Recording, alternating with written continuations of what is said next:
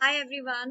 As I promised कि मैं आपके लिए यूजीसी नेट मास कम्युनिकेशन की प्रिपरेशन का प्रॉपर टॉपिक और कोर्स आउटलाइन लेकर के आऊंगी। तो आज हमारा यूनिट 10 स्टार्ट होने वाला है और it is communication research. Why I took this unit first, क्योंकि मुझे लगता है रिसर्च जो कि है आपका पेपर 1 के लिए भी इम्पोर्टेंट है और पेपर 2 के लिए भी इम्पोर्टेंट है। ठीक है, तो अगर हम ये कर लेंगे तो एक तरीके से हमारे दोनों ही पेपर की तैयारी हो जाएगी।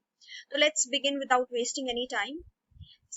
आज मैं आपको करवाऊंगी रिसर्च की टाइप्स। ठीक है, तो लेट्स स्टार्ट फ्रॉम इंट्रोडक्शन की रिसर्च की टाइप्स बहुत सारी होती हैं वैसे तो। If you talk about research types there are more than 32 types, but इसी के अंदर जो जो टाइप्स है we are going to study those. Okay, just a second. सबसे पहली है आपकी applied research, basic research, correlational research, descriptive research, ethnographic, experimental, exploratory, historical, phenomenological, quantitative, qualitative. तो आपने आई थिंक इनमें से मैक्सिमम रिसर्च के नाम सुने होंगे, लेकिन इसके कुछ की वर्ड्स होते हैं जो आपको याद करने होते हैं। ठीक है, वो की वर्ड्स आपको हर जगह पे मिलेंगे। मीन्स लाइक जब भी आपका पेपर पूछा जाएगा मैं आपको बताऊंगी कि क्वेश्चन कैसे फ्रेम होते हैं, that I will teach you. तो सबसे पहले पढ़ते हैं हम अप्लाइड रिसर्च। ठीक है, अप्लाइड रिसर्च के सबसे पहले तो कुछ कीवर्ड्स जो कि है हम याद कर लेते हैं। जैसे अगर इसकी डेफिनेशन अगर हम पढ़ें तो सबसे पहले ये क्या है, एक साइंटिफिक स्टडी है। ठीक है, जो सॉल्व करती है एक प्रैक्टिकल प्रॉब्लम। पहला कीवर्ड हमें मिल गया, दैट इज प्रैक्टिकल प्रॉब्लम्स को सॉल्व करती है जो डे टू डे लाइफ में होती है। इट फाइंड आंसर्स और सॉल्यूशंस टू एवरीडे प्रॉब्लम। ठीक है, डेवलप इनोवेटिव टेक्नोलॉजी एक्सेट्रा। एक चीज अप्लाइड रिसर्च की और होती है, that is it happens in large scale. ठीक है, ये लार्ज स्केल के लिए होती है। लार्ज स्केल के मतलब एक बड़ी पॉपुलेशन की जो डेली प्रॉब्लम्स हैं, जैसे कि आपका कोविड-19 जो प्रॉब्लम हुई थी, आपका वैक्सीनेशन ढूंढना था, तो it was applied in huge population. ठीक है, तो जो प्रॉब्लम सॉल्विंग होती है लेकिन ह्यूज पॉपुलेशन के लिए होती है, दैट इज अप्लाइड रिसर्च। लेकिन इसमें एक और रिसर्च होती है, दैट इज एक्शन रिसर्च, जो कि I have not given here but I would like to teach you. ये एनटीए का सबसे फेवरेट क्वेश्चन है, चाहे पेपर 1 में लेते हैं वो चाहे पेपर 2 में, दैट इज एक्शन रिसर्च। ये भी काफी ज्यादा मिलती जुलती है अप्लाइड रिसर्च से, बट इन दोनों में डिफरेंस है छोटा सा, और वही डिफरेंस से रिलेटेड क्वेश्चन पूछा जाता है कि क्या डिफरेंस है। ठीक है, सो दैट डिफरेंस इज ये भी प्रॉब्लम सॉल्विंग होती है। ठीक है, like applied research problem solving होती है, और पर इससे आगे मैं एक वर्ड लगाने वाली हूँ, this is called immediate problem solving, जो इमीडिएट प्रॉब्लम का सॉल्यूशन हो। ठीक है, it should not take that much time. For example, एक यूनिवर्सिटी जो कि है वो कंडक्ट करती है, एक छोटी सी यूनिवर्सिटी है या बड़ी सी यूनिवर्सिटी है, it is not again university एक सबके लिए अप्लाई नहीं होगी। यूनिवर्सिटी में उसी के लिए अप्लाई होगी जो उस यूनिवर्सिटी में पढ़ाई करता है या जॉब करता है, राइट। तो यूनिवर्सिटी है, तो उसके लिए हम क्या कर रहे हैं, मेनली उसमें कुछ प्रॉब्लम है कि बच्चे पढ़ाई नहीं कर रहे हैं ठीक से। तो अब उसमें हम रिसर्च करेंगे कि क्यों पढ़ाई नहीं कर रहे हैं। मे बी हो सकता है there could be endless number of reasons, may be attendance short है बच्चों की। ठीक है, या मे बी हो सकता है टीचर्स ही नहीं आ रहे, टीचर्स एब्सेंट है। ठीक है, may be methodology of teaching सही नहीं है, या बच्चों का इंटरेस्ट ही नहीं है पढ़ाई में। ठीक है, तो ये अब हम इसको हम रिसर्च करके इस प्रॉब्लम को सॉल्व करने की कोशिश करेंगे and will try to find out some solution. तो मैंने जो आपको बताया था, अप्लाइड रिसर्च जो की है, एक्शन रिसर्च जो की है, अप्लाइड रिसर्च का ही पार्ट है। अप्लाइड रिसर्च बड़े स्केल पे होती है और एक्शन रिसर्च छोटे स्केल पे होती है। तो जहां पे इमीडिएट प्रॉब्लम सॉल्विंग आ गया तो आपको क्या आंसर देना है, दैट इज एक्शन रिसर्च। ठीक है, नेक्स्ट है आपकी बेसिक रिसर्च। अब बेसिक रिसर्च इस को हम बोलते हैं फंडामेंटल रिसर्च भी बोलते हैं इसको। यहाँ पे ऑलरेडी एक एक कीवर्ड है, फंडामेंटल रिसर्च या प्योर रिसर्च। ठीक है, ये क्या करती है, ये नॉलेज फाइंडिंग के लिए होती है। फॉर एग्जाम्पल, आपको जानना है कि किसी चीज में क्या इंग्रेडिएंट्स है। अगर आपको मान लो आप कोई प्रोडक्ट यूज करते हो लेकिन आप उसके इंग्रेडिएंट्स के बारे में जानना चाहते हो, पीछे इंग्रेडिएंट्स लिखे होते हैं, लेकिन basically most of the time क्या होता है, इंग्रेडिएंट्स लिखने के बावजूद भी आपको उसके बारे में नहीं पता है, तो आप मे बी गूगल रिसर्च करते हो या किसी से पूछते हो, तो आप जस्ट नॉलेज गेन कर रहे हो। ठीक है, तो ये क्या होती है, बेसिक रिसर्च होती है। इससे रिलेटेड इतना क्वेश्चन नहीं पूछा जा सकता है, बट हाँ ये पूछ लेते हैं फंडामेंटल या प्योर रिसर्च को हम क्या बोलते हैं, बेसिक रिसर्च भी बोलते हैं, ठीक है। देन आपकी आ गई कोरिलेशनल रिसर्च। अब इसमें देखिए कोरिलेशनल मतलब रिलेशन, जिसमें आपका रिलेशनशिप दिखा रहे हैं, ठीक है। द रिलेशनशिप, जहां पे भी वर्ड आ गया आपके, क्या मैच ऑफ द फॉलोइंग में क्वेश्चंस आ जाते हैं। एक तरफ आपको रिसर्च टाइप्स के नाम दिए जाते हैं और आपको ऐसे ऐसे टर्म्स दिए जाएंगे जो आपको कीवर्ड्स कैरी करने पड़ेंगे। और अब तो एनटीए ने बहुत ही डिफरेंट पैटर्न कर दिया है, ऐसे ऐसे वर्ड्स यूज करेंगे, तो मैं आपको कीवर्ड्स भी बताऊंगी, ठीक है। तो रिलेशनशिप अमंग टू और मोर वेरिएबल्स। अब वेरिएबल्स क्या होता है, ये variable word, variable is mainly आपके दो तरीके के वेरिएबल होता है, एक होता है इंडिपेंडेंट वेरिएबल, एक होता है डिपेंडेंट वेरिएबल, ठीक है। इनकी इसकी मैं अलग से क्लास लूंगी कि क्या होता है वेरिएबल्स, बट अभी के लिए आप इतना समझ लीजिए कि वेरिएबल्स होता है जो कि कॉज एंड इफेक्ट डिटरमाइन करता है। एग्जाम्पल देकर के मैं आपको समझाती हूँ। मान लीजिए कोई स्मोकिंग करता है, किसी को स्मोकिंग करने की आदत है, ठीक है। तो मान लीजिए ये हो गया आपका इंडिपेंडेंट वेरिएबल। और स्मोकिंग से क्या हो सकता है, इट कॉजेज कैंसर, ठीक है। अब इट कॉजेज कैंसर यानी कि लंग्स में आप स्मोक की वजह से, आप जितना ज्यादा स्मोक कर रहे हो उतना ज्यादा क्या हो रहा है, कैंसर के चांसेस बढ़ रहे हैं। तो this is your dependent variable. तो स्मोक क्या है, आपका स्मोक है कॉज और आपका कैंसर करना क्या है, इफेक्ट है। तो इन दोनों के बीच में जो रिलेशनशिप है, क्या रिलेशनशिप है इन दोनों के बीच में, स्मोक करने से क्या रिलेशनशिप बन रहा है, that is called as correlational research, ठीक है। नेक्स्ट है आपकी डिस्क्रिप्टिव रिसर्च। फॉर एग्जाम्पल मुझे अगर अपने लैपटॉप को एक्सप्लेन करना है, मुझे मेरे को बताना है कि मेरा लैपटॉप कैसा है, तो व्हाट आई विल से, मुझे उसके एज इट इज फीचर्स बताती हूँ, ठीक है।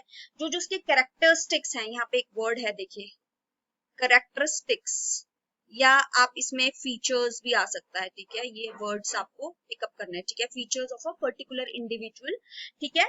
और बेसिकली आप किसी चीज को बता रहे हैं एज इट इज, ठीक है। फॉर एग्जाम्पल अगर आप मेरे कैरेक्टरिस्टिक्स बता रहे हो, आप बता रहे हो कि she teaches us mass communication, she is wearing some kind of lipstick, she is having long hair or short hair, or she is tall, or वो एज इट इज जैसा आपको दिख रहा है, आप उस कैरेक्टरिस्टिक्स को डिस्क्राइब कर रहे हो, ठीक है। So that is your descriptive research, ठीक है। एथनोग्राफिक रिसर्च में एक वर्ड हमेशा रहता है, that is called culture.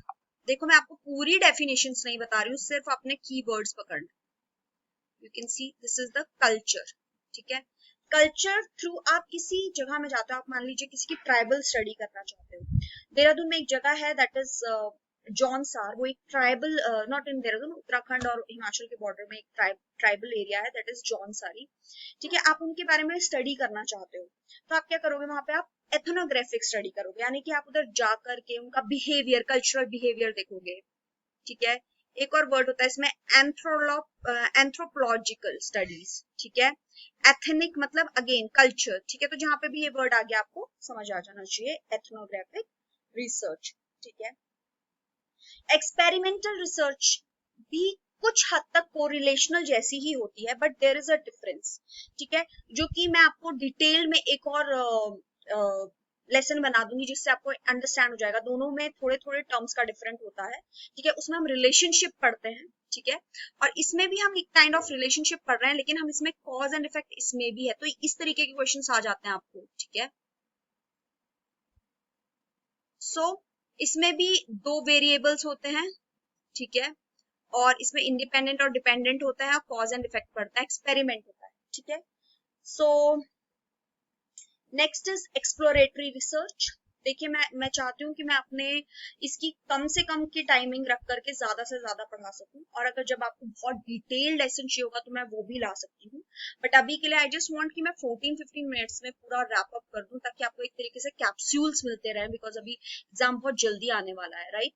So exploratory research क्या होती है, जिसमें आप कुछ एक्सप्लोर करते हो, ठीक है। जो अभी तक क्लियरली डिफाइंड नहीं हुई है जो प्रॉब्लम, ठीक है। एक तो था प्रॉब्लम को डिफाइन ही नहीं कर पा रहे हो कि, जस्ट अ सेकंड,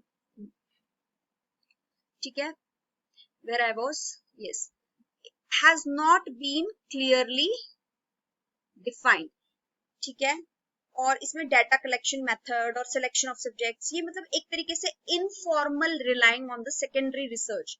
आप जो दूसरी किसी ने रिसर्च करी है उसको आप और एक्सप्लोर कर रहे हो, आपको फिर भी ठीक नहीं लग रहा है कि नहीं ये गलत है कुछ, it's not a very correct kind of research, ठीक है। फिर बोलते हैं हम एक्सप्लोरेटरी रिसर्च। हिस्टोरिकल रिसर्च सबसे इजी वर्ड है, that is your past event से रिलेटेड होती है, जो आप हिस्ट्री के बारे में जानते हो, ठीक है। And then phenomenological research. Phenomenological research क्या होती है, जो डिस्क्राइब करती है experience that has actually lived by person. जैसे कि कोई कैंसर पेशेंट है, ठीक है, आपका, या कोई ड्रग एडिक्टेड, तो उसकी लाइफ मतलब फिनोमिना इस तरीके का, ठीक है। तो that is called as phenomenological research. चलिए जल्दी से कोई क्वेश्चंस कर लेते हैं जितने भी हैं। First one is a university teacher plans to improve the study, ठीक है। अब आपने इसमें ना कीवर्ड्स देखना है।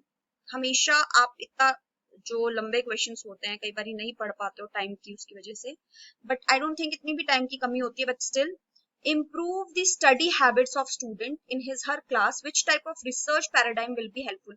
अब उसको improve करानी है और एक यूनिवर्सिटी टीचर की, मैंने यूनिवर्सिटी का एक एग्जांपल भी दिया था अभी उसको एक शॉर्ट टर्म की चीज करनी है। तो is it action research, applied research, paradigm, fundamental research और इवेल्युएटिव। आप आंसर दे सकते हैं कमेंट सेक्शन में, आप अपनी नोटबुक में भी दे सकते हैं, ठीक है। तो इसका करेक्ट आंसर है action research, we have already done this. फिर नेक्स्ट क्वेश्चन है, through which research method the manipulation of an independent. देखिए आप किस रिसर्च मेथड के थ्रू मैनिपुलेट, अच्छा ये क्वेश्चन आप रहने दीजिए, वैसे it's not that, I haven't taught you yet, but जहां पे भी मैनिपुलेशन वर्ड आएगा ना वहां पे आपका एक्सपेरिमेंटल आंसर होता है, जो कि मैं आपको एक्सपेरिमेंटल और कोरिलेशनल में आपको फिर से डिटेल में पढ़ाऊंगी, then will be very much clear, ठीक है। ये एक लास्ट क्वेश्चन करते हैं and then we wrap up the class. अब देखिए आपका सारे उसका सार है यहाँ पे जो अभी हमने पढ़ा। अगर आपको समझ में आ गया है तो आप फटाफट से सॉल्व करेंगे, और अगर आपको समझ नहीं आया तो आप फिर से रिवाइंड करके ये क्लास देखेंगे, ठीक है। Just a second. हाँ जी, मैच करना है फंडामेंटल रिसर्च। फंडामेंटल रिसर्च कौन सी होती है, मैंने आपको बताया था बेसिक रिसर्च, ठीक है। तो आपको क्या देखना है इसमें, finding out the extent perceived, developing an effective explanation. अच्छा देखिए आपने फंडामेंटल रिसर्च करी, आपने अप्लाइड रिसर्च करी, एक्शन रिसर्च करी, ठीक है। यहाँ पे आपने कुछ कीवर्ड्स वो करने हैं, फाइंड आउट करना है, this is your homework actually, ठीक है। आपका ये होमवर्क है, आप ट्राई कीजिए इसको ढूंढने का, और मैं नेक्स्ट क्लास में इसका आंसर दूंगी। I hope most of you can answer this. आपको पता है एक्शन रिसर्च कौन सी होती है, आपको पता है एक्शन शॉर्ट के लिए होती है, अप्लाइड ज्यादा उसके लिए होती है, evaluative research I guess I haven't taught you, but still अगर आप यहाँ पे 3 भी बता सकते हो, फंडामेंटल, अप्लाइड और एक्शन, तो आपको अपने आप ही इवैल्यूएटिव का आंसर मिल जाएगा, ठीक है। So I think that's all for today, I will see you in the next class, और मैं रिसर्च का नेक्स्ट टॉपिक आपको जल्दी लेकर के आऊंगी। Any questions if you have just let me know, till then have a very nice day.